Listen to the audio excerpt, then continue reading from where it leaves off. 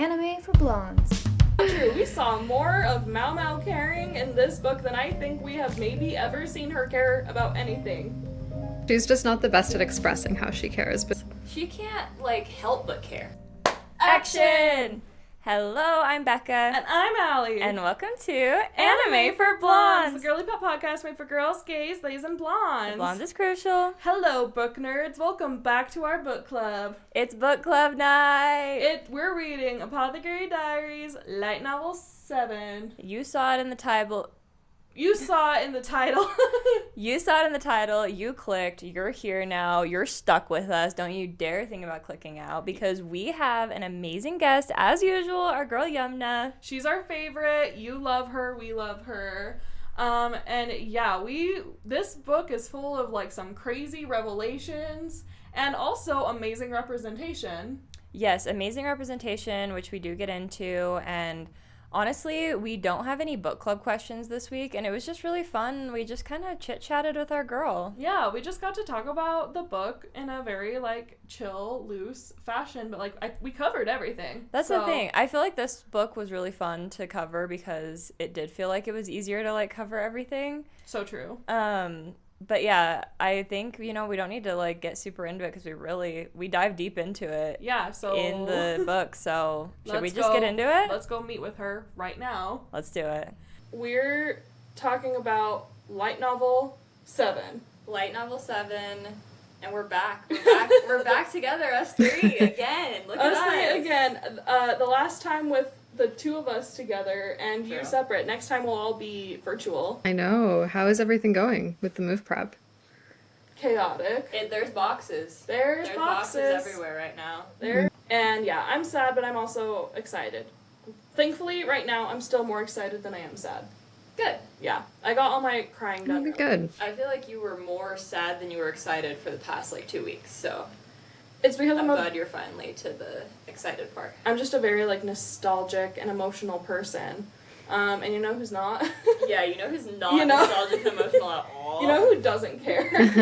Actually, that's not true. We saw more of Maomao caring in this book than I think we have maybe ever seen her care about anything. Am I wrong? She definitely cares a lot. She's just not the best at expressing how she cares, but she definitely cares. She can't, help but care. I think she tries not to, and then she just ends up caring. Yeah, Yao, is that her name? Yeah. About Yao, it's she started out, I was hate this character. This character's the worst. And then it's she just is so maternal to her by the end, of course. And Enin is isn't she just so cute? And Mom was damn it, I guess she is. Yeah, but not the same kind of cute Enin was talking about. No. Wait, are you just realizing? Oh, well... It's a little sapphic. Well, I know that she's gay because that's why Jinshi She just likes thought that her. the girl she was obsessed with. I thought she just cared. I'm sorry, God forbid a lesbian cares about a friend in a platonic way. Not all lesbians are in love with their friends, okay? Well, I know, but in this scenario. But I thought maybe, but then I was wait. Because Maomao makes a point of being wait, she's giving her a bunch of food to make her boobs bigger. Well, that's creepy. That's creepy if she's in love with her and doing that. That's weird. Yeah, a little bit. Also, I don't like the raising her vibes. I don't like the kind of raising her vibes. But I don't know what the age difference is, honestly. Yeah, she's Yao's It's 15. not that much, I don't think. Yao's 15 and Enin's probably in maybe her early 20s. Enin's not super old or anything. Of age with I don't think. Probably maybe a year or two older, but I don't think Enin's that old. Okay. At least from what I remember. But granted, I read half of this 2 months ago and then the other half over the past couple days, so. Well, we read this whole thing the past 2 days. And I was listening to it text-to-speech, iPhone text person on the way here. Oh, we're getting audiobooks now, though. I'm so ready for the audiobook. Life-changing. That's going to fix everything. Yeah. And I saw everyone talking about how they're boycotting if KG Tang isn't voicing Jinshi. But wouldn't that be insane if he doesn't? Wouldn't that just... Why would they not? Do you know... Have you heard anything about who's doing them? No, nothing. To be honest, I've been kind of out of the loop with the news about it since finding out about the audiobooks. Yeah, you've been enwrapped in your own. I'm in the pit with the pit. Deep in the pit. I'm really in mourning, guys. It's really a lot. I've lost my age gap romance, and that's really sad for me. That's brutal. This age gap ship with a South Asian woman and like a hot 50-year-old man. Ugh, There's an age gap. what a time.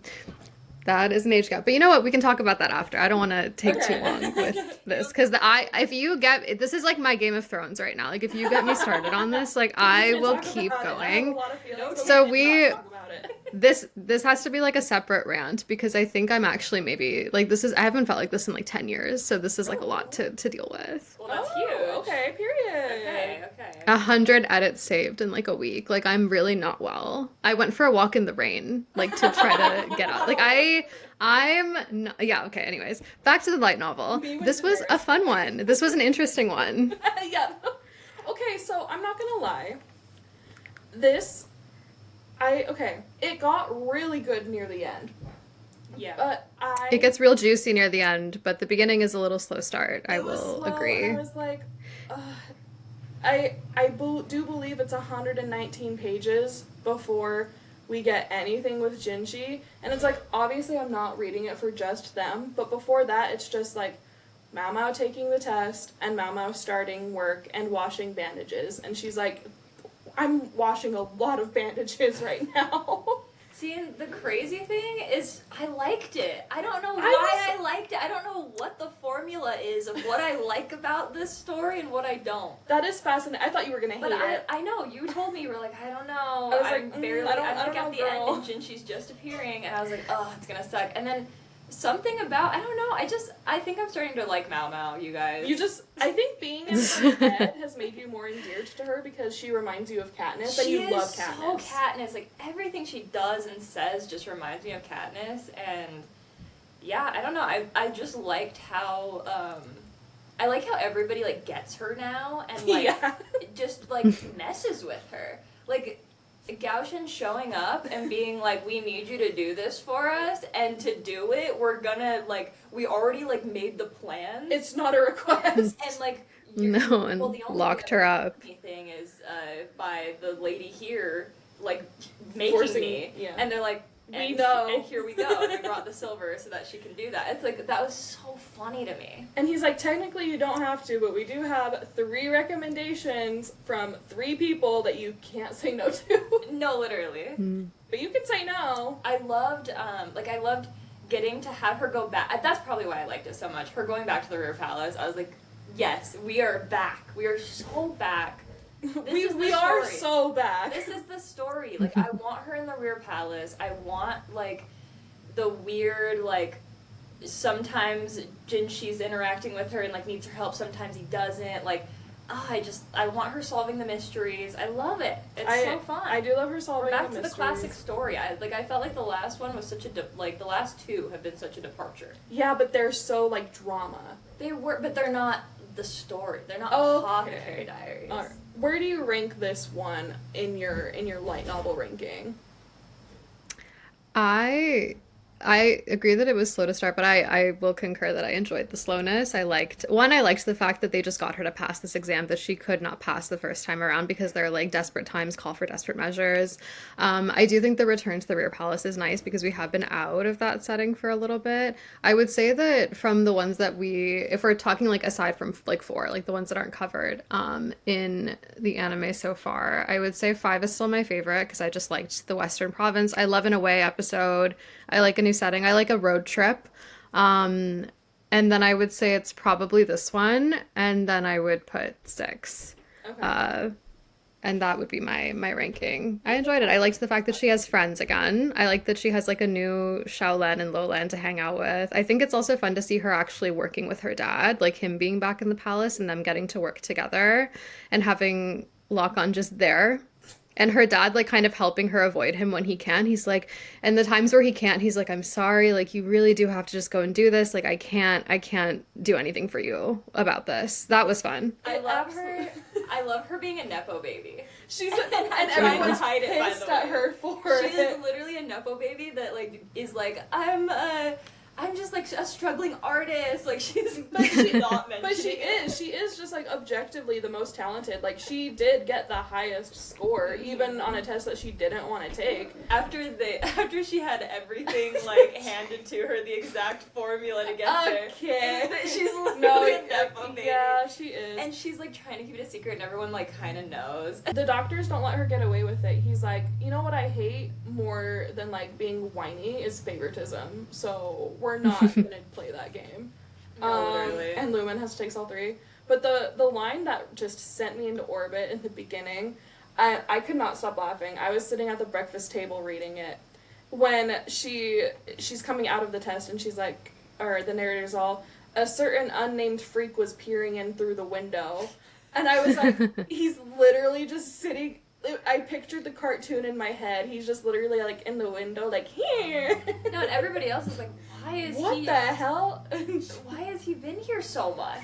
Like, what's up with this They're guy? like, do you know him? He's a stranger. Don't know him. And I love when the girls like they take the girls on the first like Ooting. the first outing to go and like check on the whatever Soldiers. consorts and stuff. Oh, the consorts. Yeah. And everyone just knows Maomao, and like they don't say anything. Like they're not like, oh, Maomao. They're not talking to her, but like Liwa just hands her the baby because she trusts her. Yeah. And like all of it, like Yao is like mad at her. It's so funny, and Maomao just being like, what? She's like, why did she get to hold the baby? And I was like, well, I did want to check And Mama's myself. just like, why is Yao looking at me like that? Loved this one. I thought it was really fun.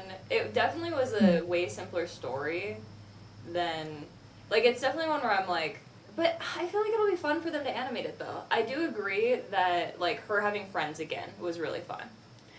Yeah. Yeah, like a social circle that's not just Jinshi, like, and I also think that it's fun to see everybody being her biggest fan and her not really realizing that everybody is her biggest fan. Gyokyo's like, so do you have any like fun stories? And she's kind of Gossip for me? Yeah. like, I know you have news. I know something's happened.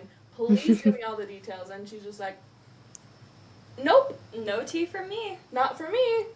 But was it Yao with the? No, it was Enin with the story. Yeah, and it was like Maomao tea. Oh, that like, And yeah. I have a story. Mhm. I was thinking, imagine being at a dinner now, and you're like, So does anyone have you're all any stories? chatting, and you're like, so what's been new? Like, what's up? What's the hot goss? And then someone's like, well, I have like kind of a folk tale to tell. Like, what? That would be my husband. He would literally do that. Honestly, my boyfriend would He'd too. be like, oh, this reminds me of this like philosophical tale. Oh God. Which it was, actually. It was literally that. It was, and then she's like, do you guys know why? Like, testing them. She's like, so I just told you this story. What do you think? I do think it's interesting, the dynamics between Yao and Enin. How are we pronouncing her name? I'm saying Enin. I've been saying Enin in my head as well. The phone text to speech said Enin, so but it also said Maomao. Maomao. So Fun. so Enin, Yao and Enin, so like Enin is her like lady's maid growing up. Yes. But then they're Yeah. both allowed to just take this test and like go in And for be this, nurses? and be equals basically, but they're not equals. I mean, because Yao isn't nobility from what I remember. She's just like she's from like a good educated family, but she's not like, I don't think she's from a noble house. And I don't think because if she was, she probably wouldn't even be doing what she's doing if she was from like a family like that. Like if she was from like a clan or something like that. I could be totally wrong about this. Again, I know about 50% of this a lot better than I know the other 50%, but from what I remember, she's just from an educated family, like a merchant family, like a educated class family, who have enough money to like have some ladies' maids, but it's not like she's being like, she is waited on, but she's not waited on in the way that maybe like Gyokyo or Lihua would have been waited on growing up, because of the families that they're from. Yeah, I was wondering, I was like, okay, so you have a lady's maid, but you're not, like, a noble lady who has to be getting married right about now. Yeah, like so you're where are we at? You're acting better than us, but we're like equal to you. That's the So like, thing. what's the deal here? But also she's, like, very sheltered. She's just very naive. She's I think, sheltered. because of her station or whatever. But apparently her station's Yeah. not even that high. So it's like she's upper middle class. Yeah. I would say upper middle class is the way to describe her. And then also she's like she's got a bit of a chip on her shoulder from what we learned at the end of the novel, where like her dad died and like her uncle is head of the household. They got moved out of their main family estate, and so Maomao's like, oh, no wonder she's like really trying to learn how to do this job, because she doesn't want to be stuck in a situation where like she has to get married to whoever her uncle wants her to get married to because he's in charge of her. This is literally like Sense and Sensibility stuff. That makes sense. Okay. That makes sense to me now. And she's completely unaware of Enin's feelings. Well, Yao also doesn't know that she's being fed like frog sperm, so I just feel like she doesn't know a lot of things that are happening to her. Yeah. I didn't connect that it was sperm. I mean, it said eggs. I think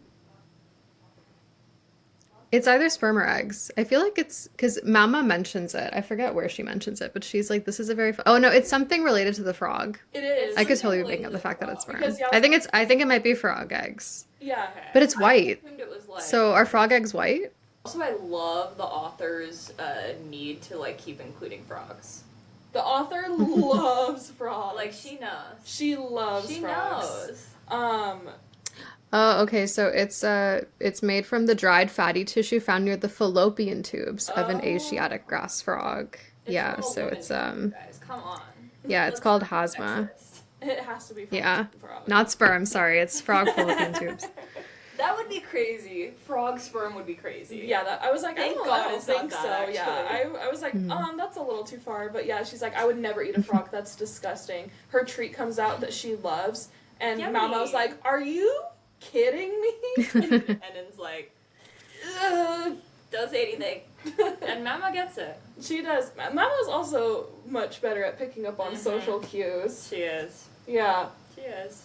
Wait, I'm sorry. How was it revealed exactly about Enin? She went and worked for Jinshi, and then... Oh, and then they just... Boston was like, it's speculated Okay. that she doesn't like men. She stays. Like, was there an incident? Like, why do they know That's what I was wondering. Kind of scandal. I was like, did I miss something? Did I miss her, like, coming out speech? I don't think so. Well, and I was worried. No. I was like... Loud. I was, like, jealous for Maomao. And Maomao was jealous for a second. She was. She was like, well, I don't know why he's so intent on keeping her, but okay. Yeah, like, because it was weird that he chose her specifically and not Maomao, obviously. And then Maomao's like, yeah, I guess I can't feel jealous either, because it does make sense. Like, interesting, Maomao. But yeah, then she immediately is like, can I go back? She's like, I can't do see this.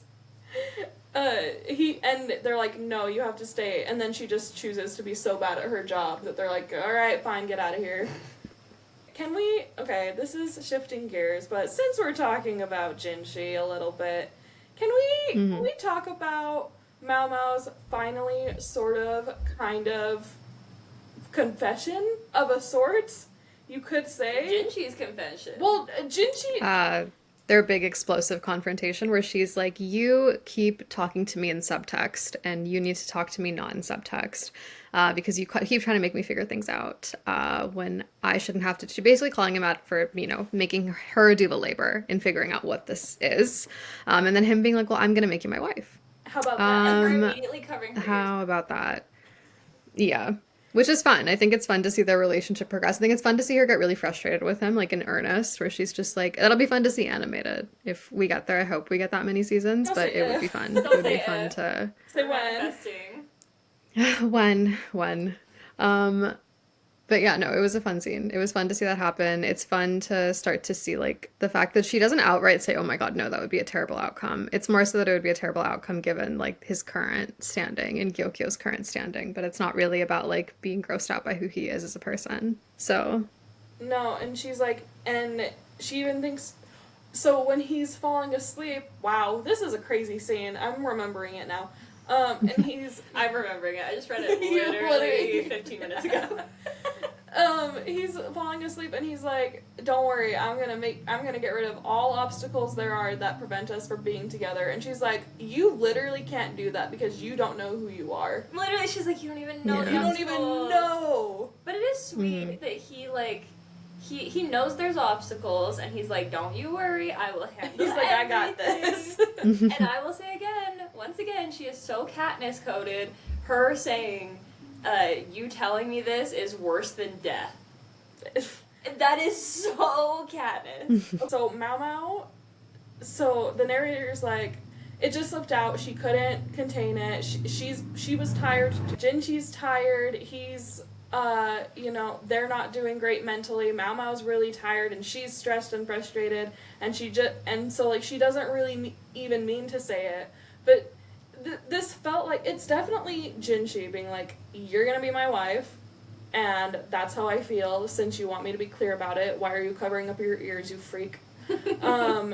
But her just saying that, being like, there was this couple who they could have been really happy if the guy had just been straightforward about what he felt instead of just assuming that she understood and everything would be fine. And then he's like, oh, okay. So to me it's like, maybe we could figure this out if you would just not stop playing coy. Mm-hmm. But it's also, Maomao, identify a feeling you're having, challenge level impossible. No, I would say in some ways it is. I think it's also her wanting to, it's her pushing this relationship further, right? Because right now, Jinshi, I think she does a lot of the, at least in this case, she's doing the pushing, where, with Jinshi, I think we've been at a bit of a stalemate in terms of him just kind of, I think, assuming that she knows what he means. But I think this also ties, into ideas about Mama being neurodivergent and how she maybe needs him to be more clear in his communication with her and be like, hi, this is how I actually feel. Because he's also, the prince. He's not, some, random guy, right? So there's, a lot of things to consider here. And I think that explicitness is something that she needed, and I think she was getting frustrated with not having from him. But also on the other side, when he has tried to be explicit in the past, she has not received it very well. So she's not perfect and he's not perfect. They're just two stupid kids that don't know how to deal with the fact that they like each other. Because I think it's clear at this point that she likes him. I just don't think that she maybe knows what that means for her, because she's got other things to deal with. She's trying to figure out who this shrine maiden is and what's going on with Island, this new consort. She's got conspiracies that she's grappling with. On top of her dad just, lurking around every corner. Well, and even here, she is just be clear with me. Just tell me. Mm-hmm. And then he opens his mouth, covers her ears. He has to take her hand. She is so crazy. And it's so sweet. She does like him, obviously. You don't act like that if you don't like someone. And even, I was sending you screenshots as I was reading of, when she's talking to, just a random person. Well, the guy in her, the guy that she met on the ship last, yeah. With smallpox, or what does he have? Smallpox. Or he's smallpox, yeah. He had it, and he has a scar, yeah. He runs into him in female clothes, because he's trying to do the same test with her. And she's like, yeah, he's wearing women's clothes. I could think of another guy who looked better in women's clothes. What do you mean? Why? No one was, because I just had a realization as you said that. Yeah, because it was foreshadowing. I was like, oh my god, that was foreshadowing, and I just put that together when you said that. There was a little bit of foreshadowing. Yeah, but yeah. She just unprompted thinks about Jinshi, brings up Jinshi in her head, and she's like, not that it matters. It's girl, no one was talking about it. And she likes him. She likes him, yeah. And anyone who says she doesn't get her.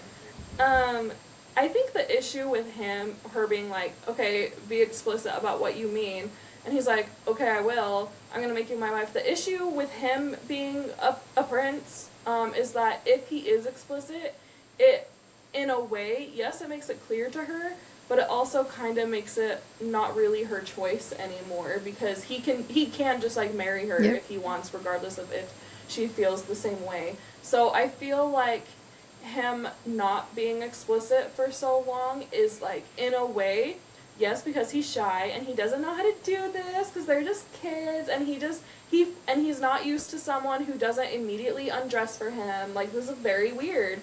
But also I think he's aware that their station differences makes that kind of hard, because she is someone with a lot of agency and he doesn't want to take that away from her. So if he says, marry me, she kind of has to. Mm-hmm. He's thoughtful king. Yeah. And he's also a faithful king, by the way. He found out that Enin was a lesbian. He goes, keep her immediately. We're not letting her go. Like, he specifically is like, do not let any other girl around me. She will trap me into marriage. Should we talk about the actual, like, overarching... Oh, yeah. Like, story? So, that foreshadow... Yeah, okay. Well, we don't know what the story is until the end, and that's what's crazy. We get crumbs of a story, and then suddenly we're like, oh, this has been the plot the whole time. Yes. Mm-hmm. Yep. Please synopsisize. What is that word? Summarize. Yeah, summarize, but please provide with us your best synopsis. Okay, here we go. Again, mind you, 50% of this is from back in like the winter when I read it. And so, I mean, the book, yeah, the slower part, but like, okay, so we start off, Maomao's still in the brothel, and then Gaoshun's like, hey girl, I know you didn't pass this the first time, but you've got to pass it this time because we need you in the rear palace for a specific purpose. Basically, she needs to be a little agent for them, right? That's kind of what they're sending her in to do, like Jinshi does a lot. And so she, with the help of the brothel madame, passes this exam. Ends up working with her dad as a bit of a nepo baby for a little bit, and is also trying to figure out what exactly they want her to do. I think that, like, a lot of the times it's kind of vague in terms of what the mission is here. And then we've got Lahan involved because he's really involved with Ailen, he's really funny, I will say, like, shout out to Lahan, like, comedy king, a little sassy too. So he is there, and he's talking about how we learn about, like, the country of Sheo, is how I've been pronouncing it, where there's, like, food issues. They also don't treat their women very well relative to Lee, it seems like, from what we're learning. And they've got this, like, sacred figurehead called the Shrine Maiden, who is albino, kind of similar to the White Lady, and they're connected as we learn later. And so she's come here to get medical treatment. And so Maomao is basically there to, like, help provide this medical treatment because men can't touch her or be near her. So Loman can't do these exams, and none of the physicians can't either. And so this is all playing out, and then they go on some adventures. They meet some other people that are, like, adjacent to the Shrine Maiden. And then eventually this all culminates in a poisoning that happens at a dinner where Yao is the taster. And the reason that Yao is the taster is because Lakan wanted Maomao to be his taster. And that was something that Loman was like, sorry, I can't get you out of that one, girl. You got to go do it. But that leads to Yao getting poisoned. Enin is in shambles. Like, she's not having a great time towards the end there. And then we find out that the Shrine Maiden is not a maiden at all. The Shrine Maiden is a eunuch, and that is how the Shrine Maiden has been able to be the Shrine Maiden for as long as they have, because they have not gotten a period, because they can't get a period, because they are a eunuch. Because the initial theory that they're running with for a lot of this story is that the White Lady is the Shrine Maiden's daughter, and so there's, like, a scandal there, but that's not the scandal. The scandal is that the White Lady was supposed to technically become maybe a potential new Shrine Maiden, but then the Shrine Maiden was like, well, this is the only life that I have, so I'm going to hold on to it for as long as possible, at the expense of many other people, potentially. And so baby gets sent back. Ailen's cousin then, for some, like, makes this baby into her own little agent that, like, goes and causes chaos in Lee. They're, like, connected. I honestly, that's a bit fuzzy to me in terms of what's happening there. But then Ailen and the Shrine Maiden are kind of like this. Like, Ailen has some respect for her, so she tries to take the fall for this poisoning attempt. But then Maomao is like, but why would Ailen do that? When, you know, it doesn't make sense for her to do that given her position in trying to have, like, political asylum. And so we learned that the Shrine Maiden came there to off herself, and to end it all. And Maomao obviously, like, mitigates that attempt by just eating the poison herself, because what else would Maomao do? And then they make an agreement with the Shrine Maiden, because obviously the Shrine Maiden has a bunch of intel, because she's like the second person after the king in Sheo. So they're just like, hey, if you give us useful information, we'll totally, like, keep you and, like, fake your death and everything. So there's a mock funeral for her, and she is just going to live out her days in Aduo's villa, because everybody goes to Aduo's villa. Whenever there is someone that needs asylum somewhere, they're going to Aduo's house. She is a refuge. So that, I think, is what I can remember, at least, about what is happening in this story so far. Dream rotation, everyone who lives in Aduo's house. No, literally, that is so, that would be so vibes. Yeah, okay, so... Yeah, I guess the part where I also got lost is, like, okay, so why is Isla so mad and decided to hang out with the White Lady?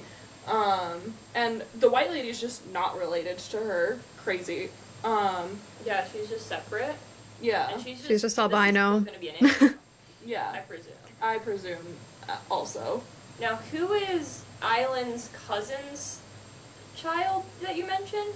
The white lady. Like, she's not anyone's child. She's just like this baby that was born in the Shrine Maiden's village, because she's also albino.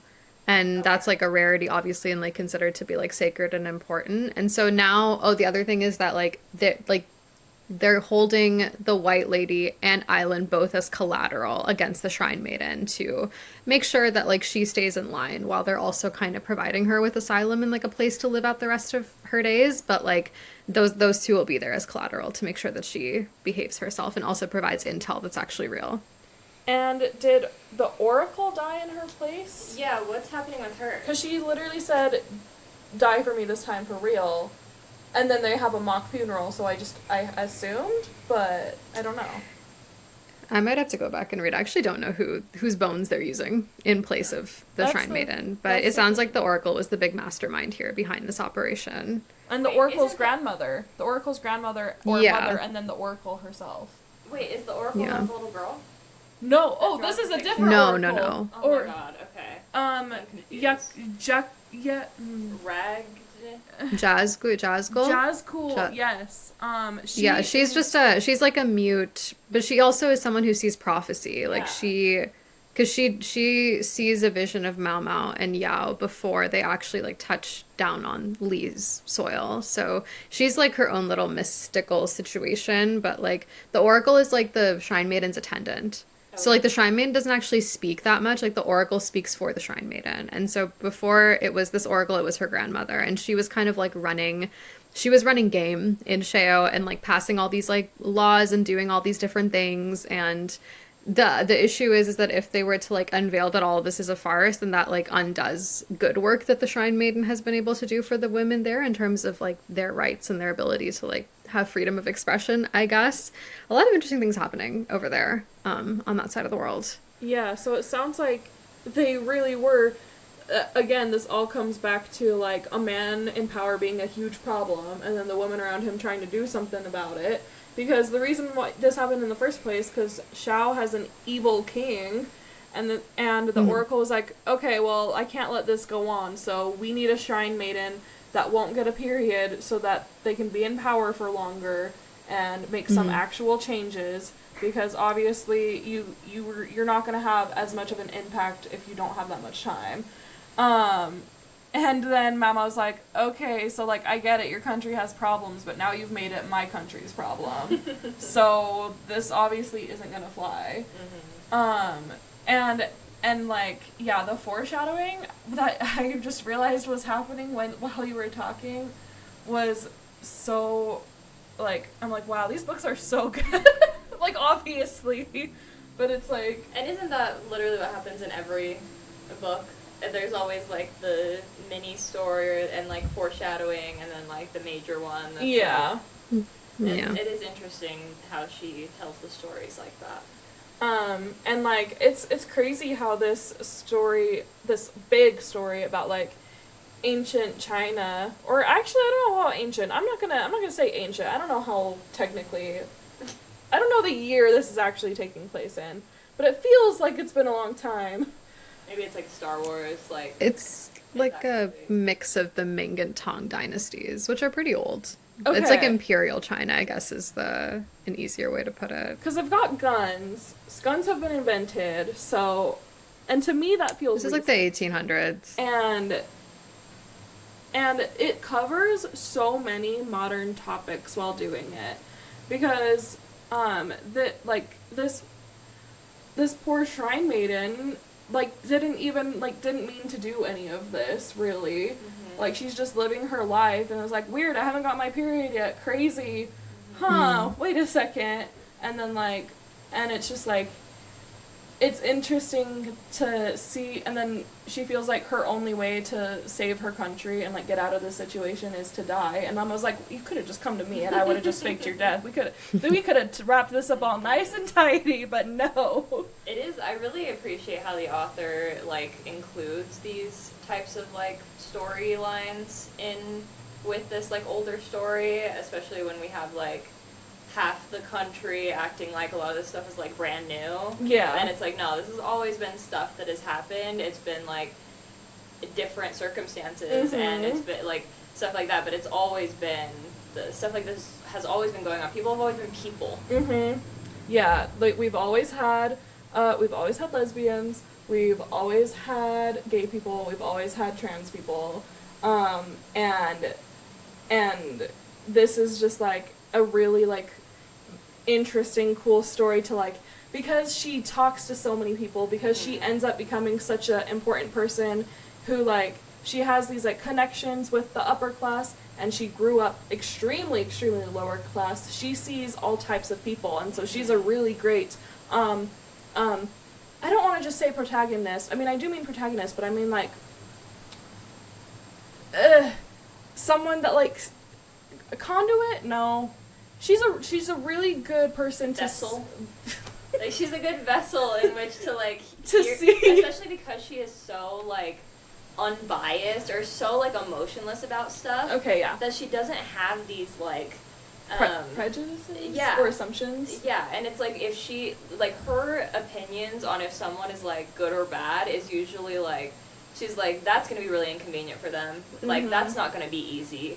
But she's never like, that thing they're doing is inherently wrong. Yeah, she's never passing moral judgment. Yeah. Whether they are evil or not, really. Yeah. Like, there's been people that are like, that person sucks, and she just talks about it like it's like, Whatever. It's the facts. Yeah, it's just the facts, it's just what happened. Like, this person poisoned her friend, and she's like, okay, but like, I get it was for like, I understand an okay cause, your hands were tied, but this person poisoned her friend, and she's still like, helping them out.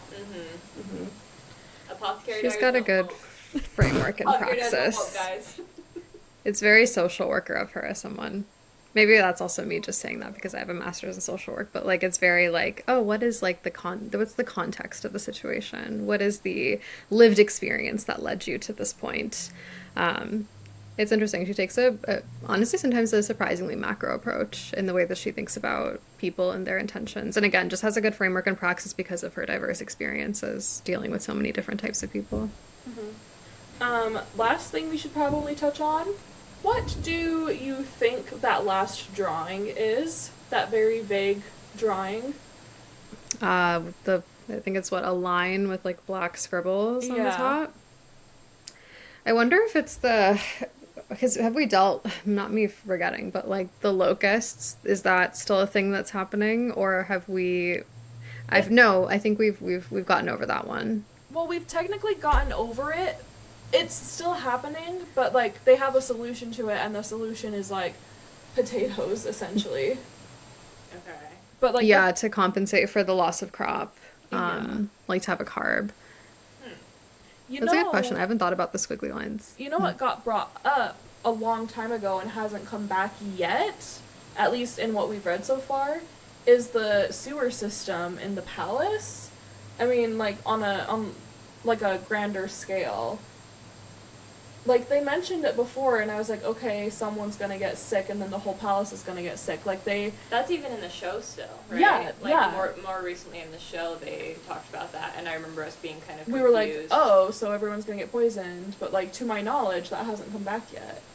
Okay, Yumna, I think it's time for you to give us a little teaser about what we have coming up. Assuming you've began the next one. So, I have not begun the next one. Are we caught up? Are we all on the same page? Yeah, I have not had a chance to get. I've been in the pits with the pit. Like, you know, the plan was to start on it, and it just wasn't going to happen because I just am on AO3 now all the time, and she's gonna be in just the pit. Just like me for real. I am finna be in the pit. I am in the pit, and it's miserable here. And I really do hate this for myself because I'm a grown adult and I have things I need to do. I have things that I need to get done. But yeah, so maybe I'm hoping I'll be more caught up next time we do this. But for now, I know just as much as you know about what's to come. I just assume that you're like the Oracle and you know everything. So much more than She's us. been plotting this for and years. This is crazy. This is perfect. We're all gonna be on the same page next time. Yeah, which we don't know when that's gonna be. Yeah. But we'll work on it. TBD. TBD, but we'll get back to you. And when that happens, we'll all be meeting up like this. No, exactly. We'll all be virtual. We'll all be in our little computer screens. It'll be so cute. We'll all be on our computer screens, and we'll all have read the book in advance. Yes. More in advance. We will not be reading until the last minute. Nope. Do you have any last thoughts that you want to share? Do I have any last thoughts that I want to share? That's a good question. I'm excited to see what they're going to do next because this one, like, because I feel like with this one kind of almost like, there's still obviously things to talk about, like the drawing and stuff like that, but it kind of wraps up quite nicely where I'm like, what is the next adventure going to be? What are we going to do next? And where is Maomao going to be at? Jinshi's gonna be ring shopping. That's what's up. And how is the picture gonna come to pass? Yeah, well, he can't find a stone that fits Maomao's personality, so it's very blurry. I'm just kidding. That's just my fantasy. I'm so excited to see more scenes of them together. I am so glad that Maomao is back in the rear palace. I feel like you're right. Like, we've kind of, like, everything has been set back to, like, default settings. In a nice and bow. We can go anywhere from this. Everyone's employed, and we've got a new cast of characters. Ooh. So thank you so much for joining us again. Yes, it's always so fun. Of course. Thank you for having me. For our last, Allie is in Utah. Last Allie, IRL. For the time being. I mean, none of us are going to be IRL next time, so it's not just you. Oh, that's so true. Yeah. Thank you. So oh my god. About you. Yeah, this book has everything.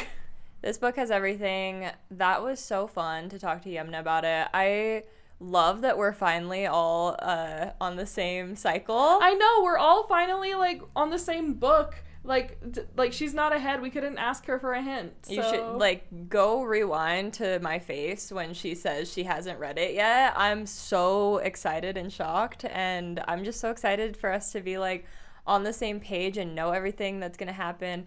I'm sure she knows a little bit of spoilers. I know a little bit of spoilers that I've seen you naturally. Do? I see things naturally. I haven't seen any spoilers. There's, like, little bits and pieces where I'm like, when will that happen? But I'm pretty sure, because there's, like, so many books out already that I'm like, that could happen in, like, volume 12. Yeah, the only spoiler that I saw happen at one point was Jinshi's "I'm going to make you my wife," and I had no idea when that happened. So when it happened, this book, I was like, oh. No, exactly. That's kind of where I'm at. Where, like, I know these little bits and pieces, and so when they happen, I'll still be surprised. And when will that be? We don't know. We'll get back to you. If you guys are just tuning into this episode, go back to our previous episode and watch that because we have some news. We are taking a little bit of a break just to TLDR. We're taking a little bit of a break, but we will be back stronger than ever virtually. Probably around June. Yeah. Probably around June, but if you want to know for sure, then the best thing you can possibly do is to follow us on social media at Anime for Blondes Pod on TikTok and Instagram. Oh, and follow Yumna. You already follow Yumna, but just in case you're not. You're probably watching this because you follow Yumna and she's in the title, but yeah, in case you don't, we'll put all of her info in the description as usual. And she's at Not Yumna on TikTok and everything else. Perfect. And of course, you guys make sure that you're subscribed on YouTube, Spotify, and Apple Podcasts. We have video everywhere now, I'm pretty sure. Review, rate, like, comment. We love to hear from you guys. We love to see what you're thinking. I think we had somebody recently comment that they want Apothecary Diaries to be like One Piece and have millions of episodes. 1 million episodes. And I'm starting to agree. Well, apparently there's enough light novels for that to happen. Literally. And speaking of that, make sure you're commenting things you'd like us to cover in our future episodes while we're between shows, because the next thing we know for sure we're covering is Apothecary Diaries in October. Exactly. So we're on the lookout for our next stuff to cover. It doesn't even have to be a show. If you just have an idea for a video for us to do, or an anime you'd like us to do a first impression of, we haven't done one of those in a while where we watch only the first 2 episodes, so that would be really fun too. And let us know your thoughts on this light novel in the comments, please. Yes, and we hope you guys have a great rest of your week. Have a great time over the break, and we will see you so soon. Bye! Anime for Blondes.